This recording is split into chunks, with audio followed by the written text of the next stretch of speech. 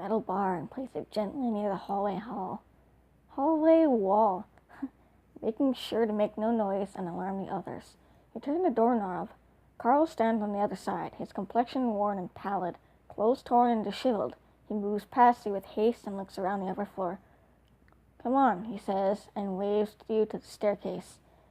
You either let him escape on his own, help him escape, or wait for an opportunity to kill him.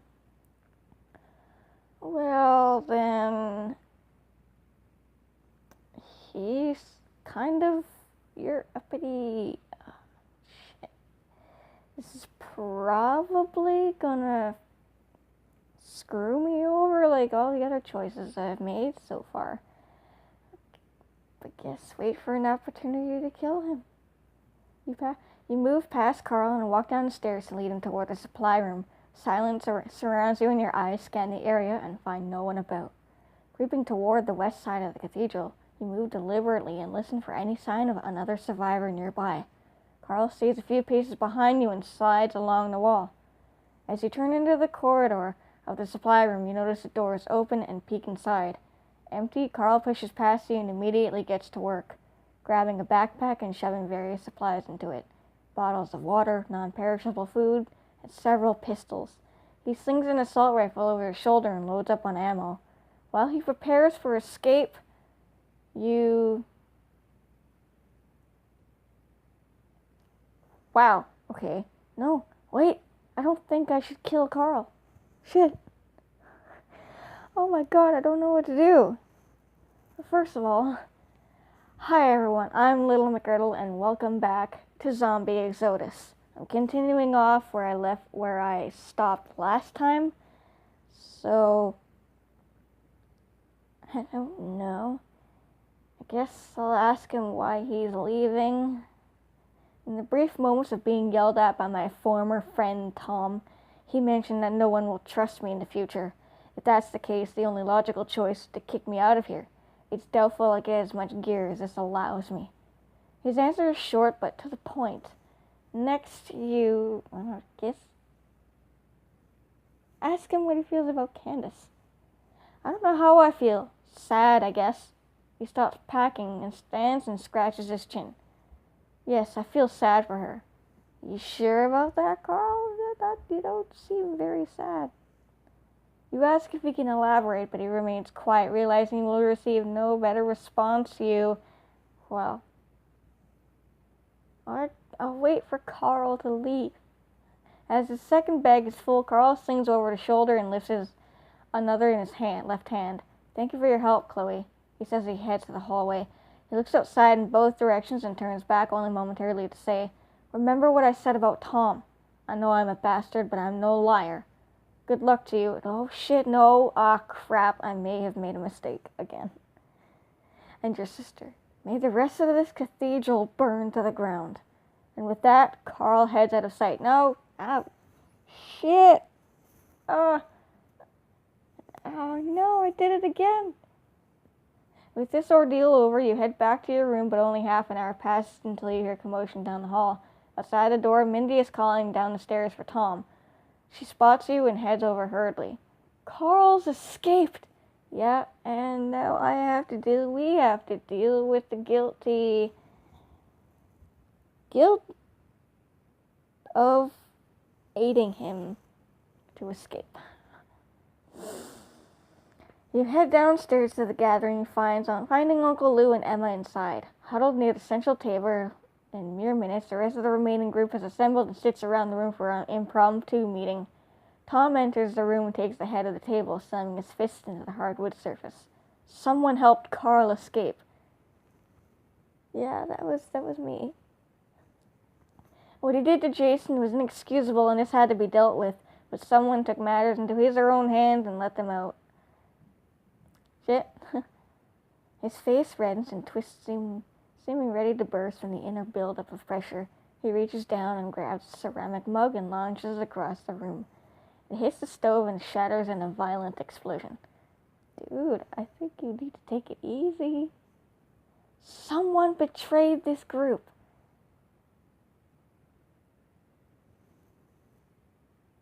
Oh, crap. First it was that old couple, Another thing, and now this is happening. Oh, this story is going to end very well. His stare turns from person to person, eyes meeting each survivor's eyes, like he can somehow suck out the truth from one's mind. I want to know who did this. I will find out who did this. The room is silent, but each member looks back and forth, their faces showing signs of suspicion among one another. But who would have done it? Asks Uncle Lou. Well, it had to be one of us in here, says Heather, her voice high-pitched and sarcastic. Someone who was close to him and wanted to help him, Heather says and turns toward Candace with an excusing glance. Why would I help him after what he did to Jason? Candace says in a surprised tone. What about Mindy? You were the one to tell everyone he was gone. Maybe you did it to cover your involvement, says Uncle Lou. Oh, Uncle Lou, if you only knew. How dare you, Mindy yells. I didn't like Carl one bit. Why would I help that scumbag? Mindy sits back and folds her arms across her chest. Shut up, Emma says. Emma states emphatically, her voice level and firm. Everyone just shut up. We can't start accusing everyone here. Frankly, every single one of us had the ability to do it, and there are dozens of reasons someone would want to help him escape, or even get rid of him from the cathedral. But while we bicker and fight in here, the world outside is waiting to kill us. Your sister's outburst sends chills down your spine as you never heard her speak with such authority. Emma. Holy crap. Emma is right, Tom says. The zombie exodus is coming, and at some point we need to either make a stand or leave. The events of today will guide our decision to stay as a group or go our separate ways. Well, everyone's going their separate ways already, so you might as well, separate now. Whoever helped Carl just realized we'll still need each other to survive for at least a little while longer. Maybe not trust one another, but we have no choice but to rely on one another for at least a little while longer. Tom pulls back from the table, turns and leaves the gathering. One by one, each survivor heads out of the room, with no words spoken. No eye contact made. As you leave the gathering towards the stairs to your dorm, you spot Tom waiting outside. Let's talk in my office, he says. Oh no. I think he knows something. Well, gotta be honest, can't lie. Back inside Tom's office, you find him staring at a hand-drawn map of the area with multicolored pins sticking out the surface. So why don't you tell me about your conversation with Carl? Yep. Well, gotta tell him about helping him escape. Carl asked me to help him escape. Tom sits in his leather chair and leans back. The springs squeak as he angles it back. Hands folded as if in prayer, held to his chin. Why would he ask you over everyone else? What? I don't know. Yes, of course. Well, we told him that. We gotta tell him the rest, I guess. Carl wanted to speak to me because he thought he could bribe me with information. He said you've requested that I go on missions in the hopes I won't come back. All the riskiest missions were given to me because you thought I wouldn't survive.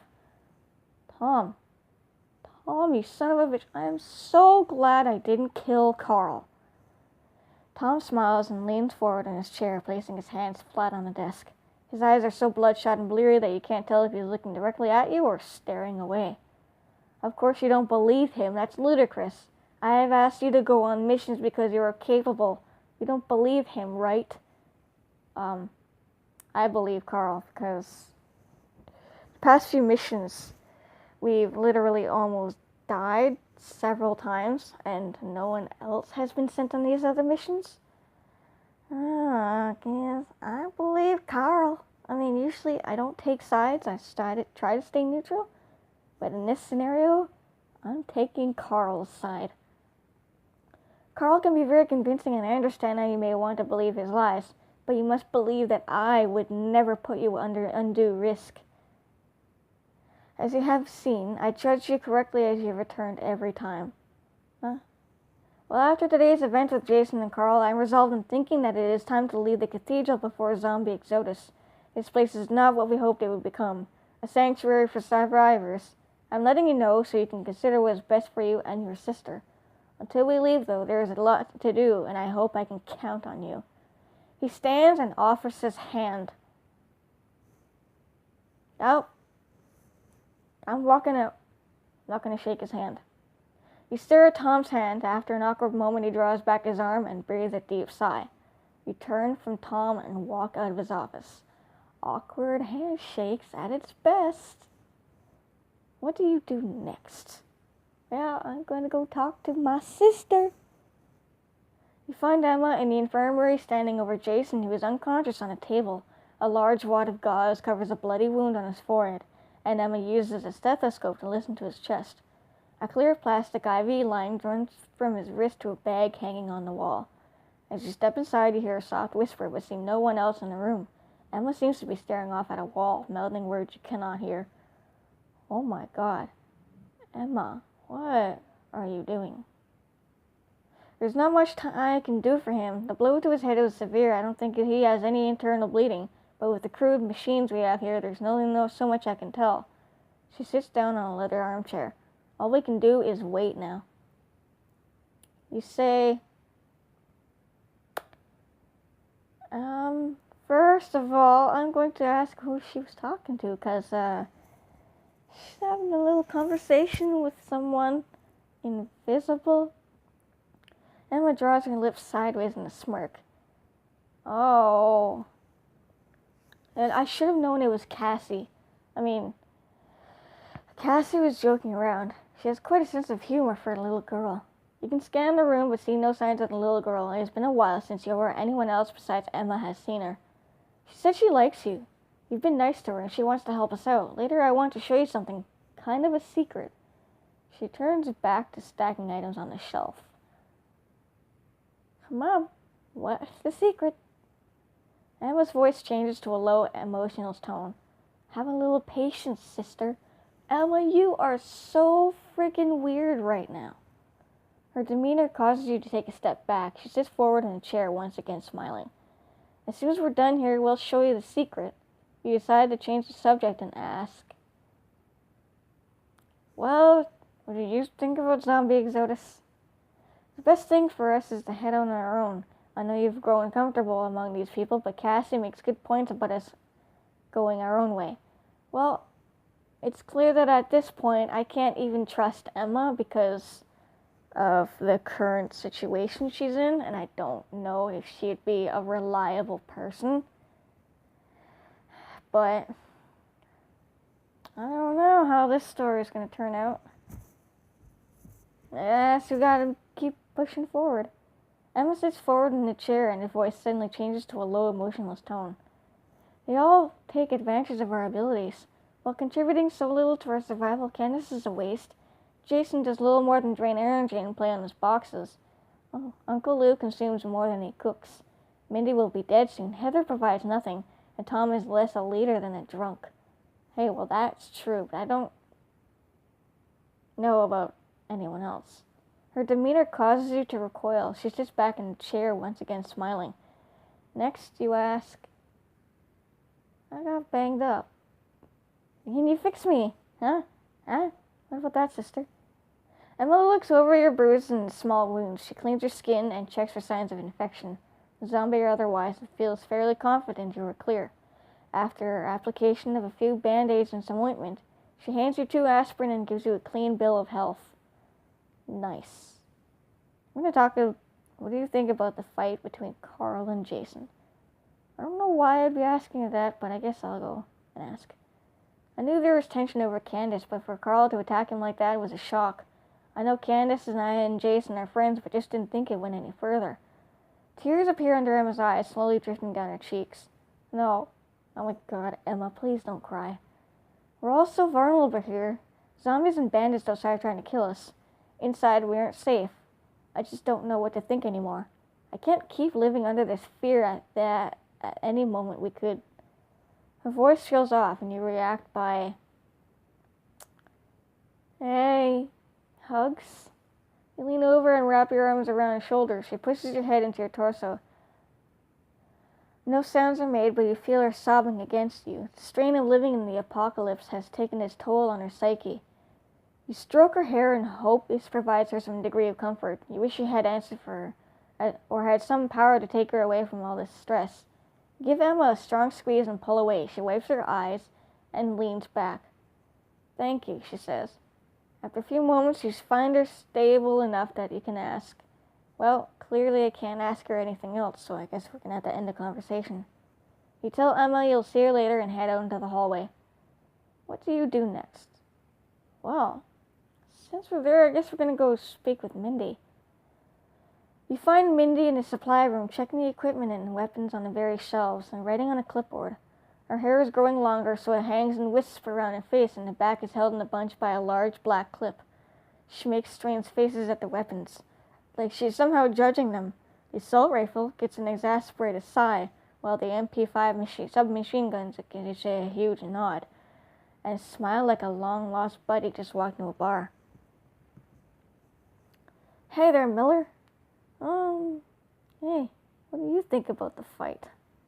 Mindy drops a clipboard on a table and leans against one of the tall shelves, arms folded across, and looks of sincere anger on her face. I told Candace to dump Carl a while ago, but she wouldn't listen to me. She's a great girl, but way too nice for her own good.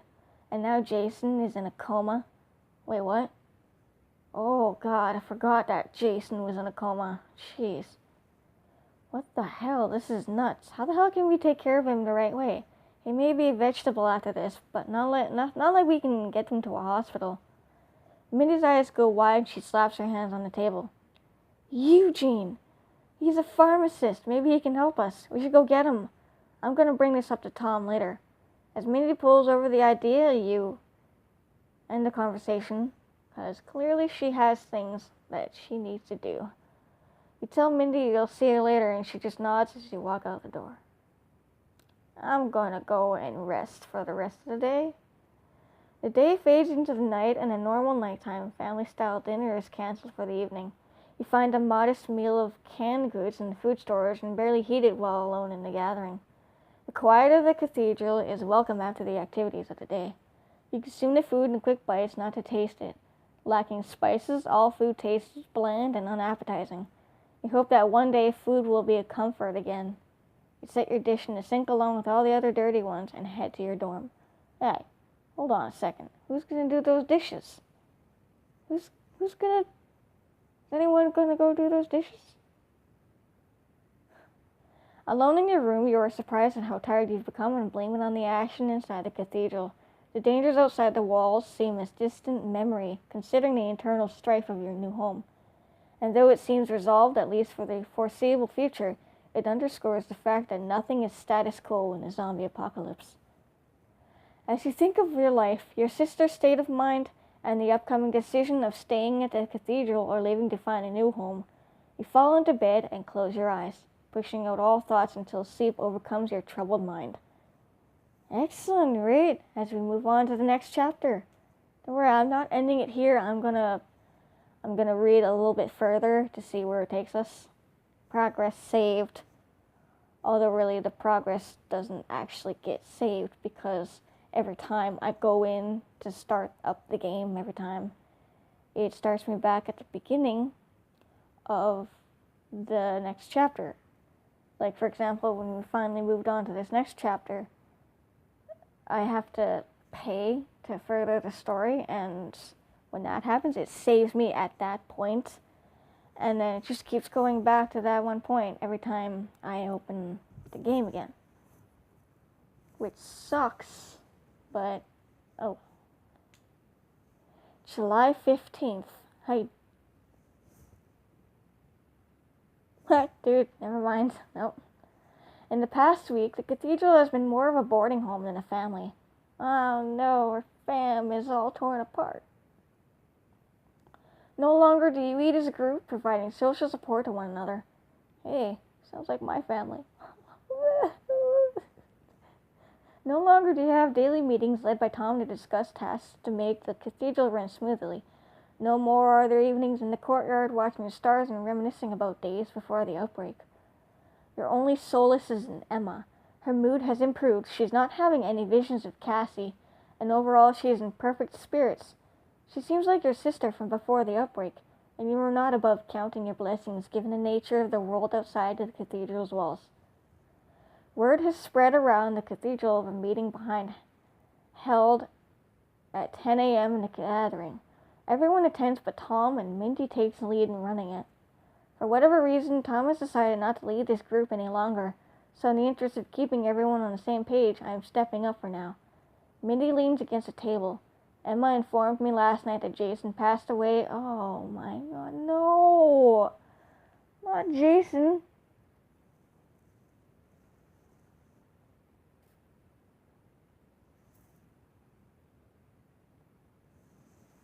Oh no, not Jason. I didn't know he was gonna die. Oh well. Emma tried her best to help Jason. Without proper medical equipment and a way to sustain his life in coma, his state worsened and he expired.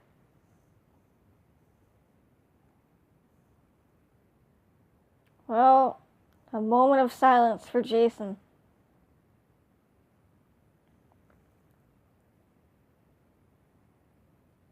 Candace shields her eyes with her hands, and Uncle Lou wraps his arm around her in comfort. A few minutes pass, but Mindy eventually breaks the somber quiet. Now, I don't have a whiteboard to show you what we need. We need everything. We're running out of food and fuel. Medicine is scarce, and we are not sure if we're staying in the cathedral or leaving. So things suck right now, and if Tom doesn't want to lead anymore, I say we figure this out ourselves, and we leave now. Screw zombie exodus or whatever it's called. Our day is today. Oh, well, it's come to that time.